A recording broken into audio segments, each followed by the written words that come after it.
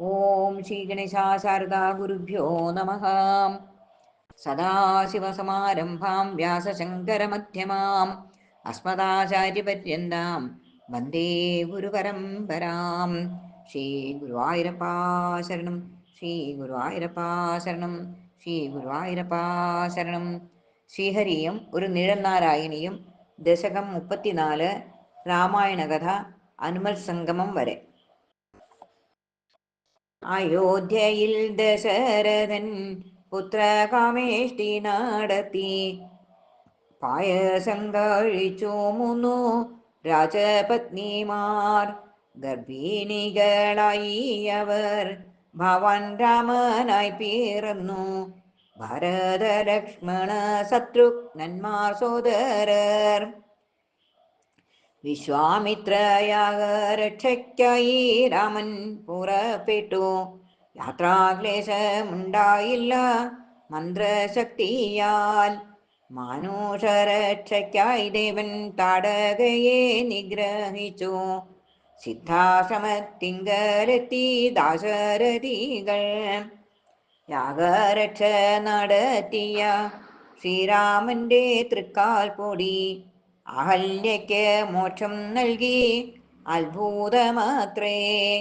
ശൈവചാപം മുറിച്ചു സീതയെ വിവാഹം ചെയ്തു. സോദരരും യഥാവിധി വേളി കഴിച്ചു.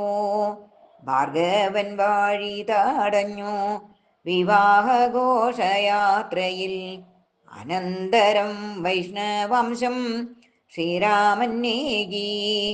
സീതയ്ക്കൊപ്പം എത്തിയോരാ രാമനെ രാജാവാക്കിടാൻ.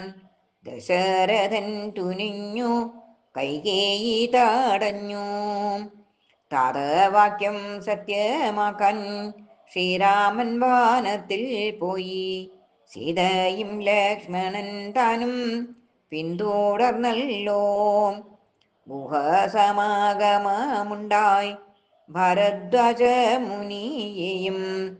ചിത്രകൂടമെന്ന ഭൂവിൽ വസിച്ചു പിന്നെ. ദശരഥൻ സ്വർഗം പൂകി ശ്രീരാമൻ ക്രിയകൾ ചെയ്തു. ഭരതനു പാദുകങ്ങൾ നൽകി ശ്രീരാമൻ. അത്രി മഹർഷിയെ കണ്ടു വിരാധനെ നിഗ്രഹിച്ചു. ശരഭംഗ സദ്ഗതിയും കണ്ടു ശ്രീരാമൻ. അഗസ്ത്യനെ കൈവണങ്ങി അസുരരാക്ഷസന്മാരെ നിഗ്രഹം നടത്തിയിടുവാൻ പ്രതിജ്ഞ ചെയ്തു. വില്ലു നൽകി മാമുനിയും ശ്രീജടായുവിനെ കണ്ടു. പഞ്ചവടി തന്നിൽ സുഖത്തോടെ വസിച്ചു. കാമാതുര ശൂർപ്പണഖ രാമന്റെ അടുത്തു ചെന്നു. കോപിഷ്ഠനായ ലക്ഷ്മണനും വിരൂപയാക്കി. ഹരദൂഷണാദികളാം അനവധി രാക്ഷസരെ അക്ഷണത്തിൽ നിഗ്രഹിച്ചു കൗസല്യപുത്രൻ. ശൂർപ്പണഖ പറഞ്ഞപ്പോൾ സീതാമോഹിയായി രാവണൻ.